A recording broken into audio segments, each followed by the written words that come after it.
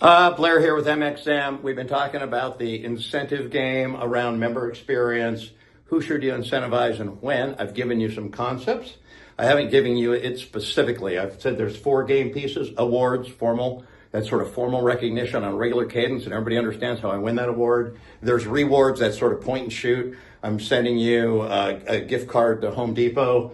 Recognition are thank you cards. I really strongly recommend everybody be doing this with thank you cards to their front lines when you see great behavior and you see change.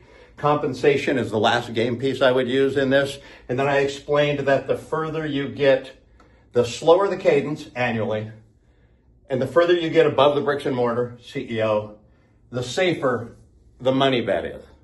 That's not to say it's not safe quarterly at GM or district manager or regional level. I also want you to use a trailing 90-day. Now, what should we be compensating? NPS? Now, I might do that right there. I might compensate NPS at the C-suite level for that group that have to think strategically, work cross-functionally, solve big problems. They have the resources, they have the authority, they have the power that they can actually solve big problems that the front line has to handle. So that, have them thinking strategically, and then have that rolls down tactically. Down here, I would be incentivizing gym cleanliness. I would be incentivizing equipment condition. I would be incentivizing friendliness.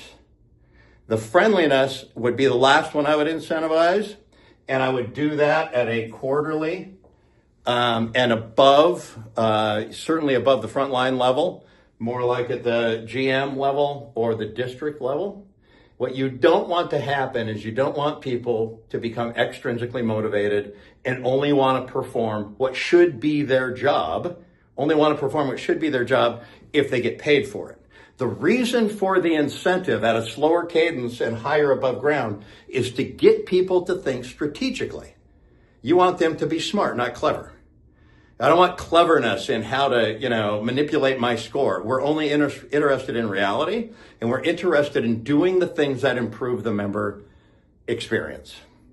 So there you go. When you're doing your incentives, you got to be very careful. We're here for consulting. We do lots of consulting out in the industry and can be hired on an ongoing basis. We'd be hired on a per job basis. That's it. Take care. Have a great member experience with your members.